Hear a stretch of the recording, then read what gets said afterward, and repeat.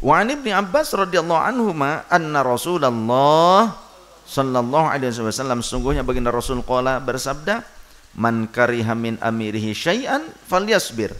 Siapa yang tidak suka sesuatu dari pemimpinnya, maka bersabarlah. Siapa yang tidak menyukai suatu hal yang keluar dari pemimpinnya, maka bersabarlah.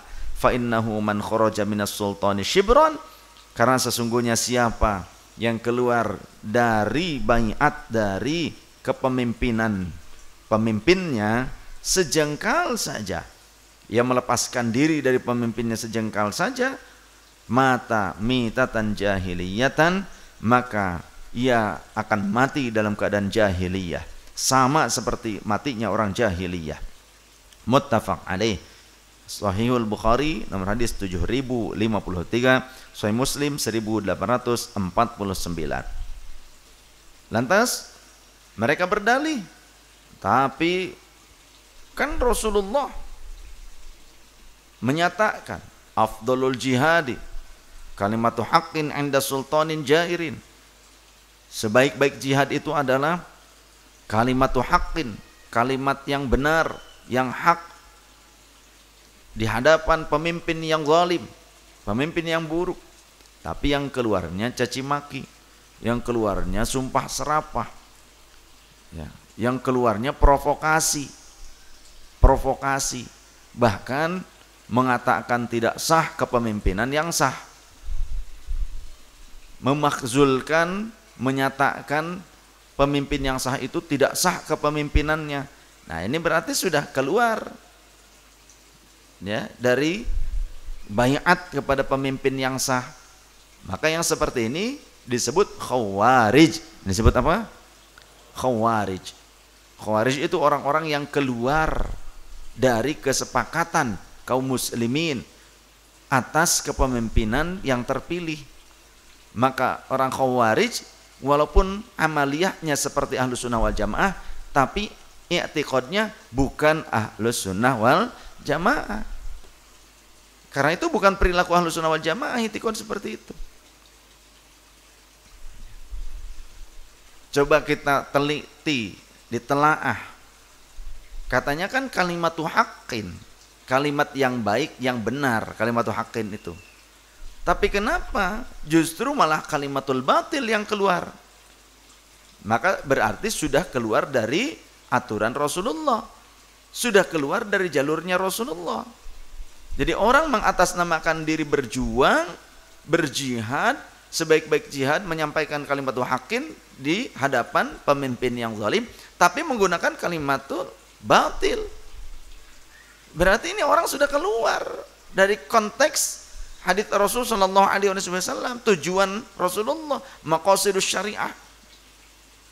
Makanya ngaji yang terus benar-benar harus istiqomah ngaji itu. Jangan cuma malam Jumat saja, ya, malam reboknya fikihnya dikaji juga. Harus paham. Jangan ada istilah sudah mentang-mentang pernah mondok di pesantren, sudah keluar kemudian berhenti ngaji. Gak ada istilahnya berhenti ngaji karena sudah pernah mondok. Gak ada istilahnya berhenti ngaji karena sudah jadi ustad. Gak ada dari sononya istilah berhenti ngaji karena sudah jadi guru ngaji. Walau sudah jadi guru ngaji tetap harus ngaji. Jangan sangka sudah nggak perlu ngaji, ngaji terus. Supaya apa? Supaya tidak salah memahami ilmu. Jangan sebentar ngaji itu, harus lama. Sampai kapan? Seumur hidup. Minal mahdi ilal lahdi, kan begitu. Padahal Rasulullah menyatakan kalimatu haqqin, jangan dirubah kalimatu haqqin dengan kalimatul batil, atau kalimatul batil dianggap kalimatu haqqin. Nah, kita ini kan punya akal sehat, punya otak. Punya otak ke sih? Kan gitu kan? Ademin dulu. Pakai air mineral atau air kolam, gitu kan? Oh ini Pak otaknya begitu. Coba kalau pakai emosi, apa-apa pakai emosi, Padahal pelanggan minta masakan lauk pauk berupa otak sapi atau otak kambing. Udah, ada otak gak sih? Gitu. Kalau panas kan, kalau suuzon, egonya muncul, wah, dihajar, dibunuh bisa-bisa tuh. Tapi kalau dengan ademin aja dengan kolam, air kolam tuh, ya, dikupyak deh dia, direndam dulu otaknya. Kita berpikir harus cermat, harus adem, jangan dengan emosi. Kalau emosi, kebenaran apapun tidak akan diterima. Kalau punya sifat anania, punya sifat egoisme, sifat keakuan, merasa paling benar, merasa paling suci, yang lain salah terus, pasti akan salah terus. Walau benar sekalipun. Bahkan lafaz inda, walaupun bentuk kalimatnya baik, ucapannya baik, kebenaran, tetap caranya bagaimana? Inda, makna lafaz inda itu dekat. Makna lafaz inda itu ada kedekatan, jadi harus dekat dulu. Jangan sampai justru, contoh gini, saya ingin menasehati Anda. Anda di sebelah sana, saya di sini. Dan kondisinya dalam keadaan terang-terangan. Mas Peri, nih ya Mas Peri, kamu tuh harus begini, begini, begini. Di hadapan orang-orang. Nah ini tidak baik cara seperti ini. Bagaimana cara yang diajarkan Rasul Sallallahu Alaihi Wasallam? Maka Rasulullah Sallallahu Alaihi Wasallam bersabda, "Man kanat indahu nasihatun lidhi sultanin." Siapa yang memiliki nasihat untuk disampaikan kepada pemimpinnya, fala yukallimhu biha alaniyatan, maka jangan disampaikan dalam keadaan terbuka, vulgar. Wal ya'khudh biyadih, justru raihlah tangannya. Raihlah tangannya, falyaqlu bihi, dan carilah tempat privacy, tempat yang bisa berbincang langsung, tidak di hadapan orang banyak. Fa in qabilaha, maka bersyukurlah jika ia mau menerimanya. Itu pun jika mau menerimanya. Wa illa, bagaimana jika tidak diterima nasihat tersebut? Qad kana addalladzi alaihi walladzi lahu. Sesungguhnya ketika pemimpinmu tidak menerima nasihatmu, kamu sudah menyampaikan kewajibanmu. Kamu sudah melepaskan diri dari kewajibanmu, sedangkan dia memiliki tanggung jawab sendiri. Keterangan ini di dalam riwayat Imam Hakim, kitab Al-Mustadrak, derajat hadisnya sahih. Jangan sampai justru kita mengumbar keburukan, bahkan atau sampai mencaci maki atau menghina. Sehingga diriwayatkan an Abi Bakrah radhiyallahu anhu qala sami'tu Rasulullah sallallahu alaihi wasallam yaqulu, aku mendengar baginda Rasul bersabda, man ahana sultana ahanahu Allah. Siapa yang menghinakan pemimpinnya, maka Allah akan menghinakannya. Riwayat Imam At-Tirmidzi, nomor hadis 2224 dalam sunannya. Kemudian beliau berkata, hadza haditsun hasanun. Ini adalah hadis yang hasan. Juga di dalam Musnad Imam Ahmad bin Hanbal, nomor hadis 20.433. Jadi jangan menggunakan kata-kata kotor, hinaan, cacian, apalagi sampai menyebutnya seolah-olah sebagai seorang kafir.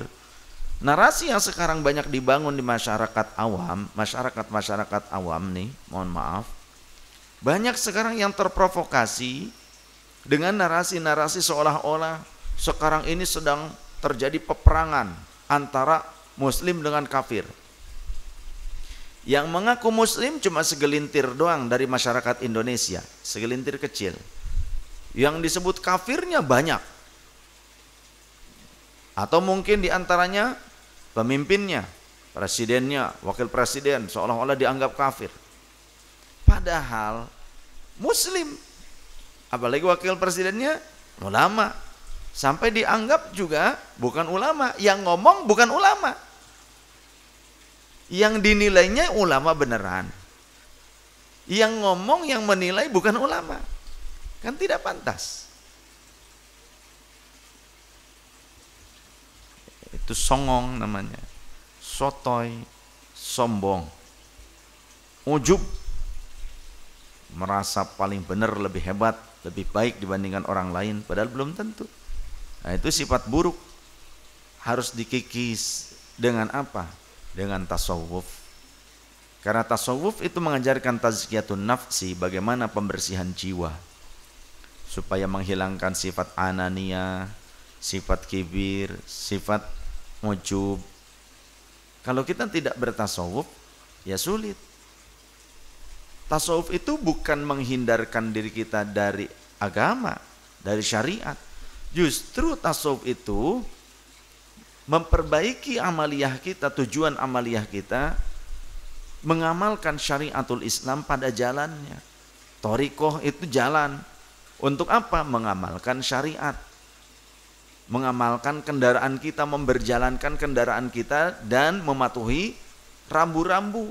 Artinya itu suluk, salaka, melakukan suatu perjalanan, memberjalankan. Artinya ada perilaku menjalankan syariat. Tidak boleh meninggalkan syariat dalam tasawuf, dalam thariqah. Dan kalau kita istiqomah dalam thariqah, Allah berfirman, wa allaw istaqamu 'alat thariqati la asqainakum ma'an ghadaqa, dalam Al-Qur'an. Wallahu wa rasuluhu a'lam bi muradi wa ma'na.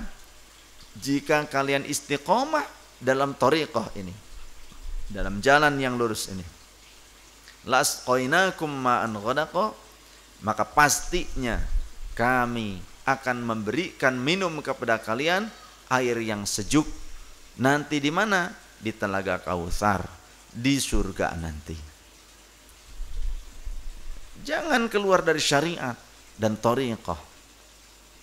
Banyak orang-orang yang anti thariqah, sehingga mereka cuma mengerjakan casing syariat saja, tidak memperbaiki batiniyahnya. Ketika sholat merasa paling benar, yang lain bid'ah, yang lain salah, yang lain tidak lebih baik dari aku yang paling baik. Contoh seperti itu, ya kan? Berpakaian menutup aurat, aku yang paling benar menutup auratnya, yang lain mah tidak syar'i. Kenapa? Karena tidak ada label syar'inya.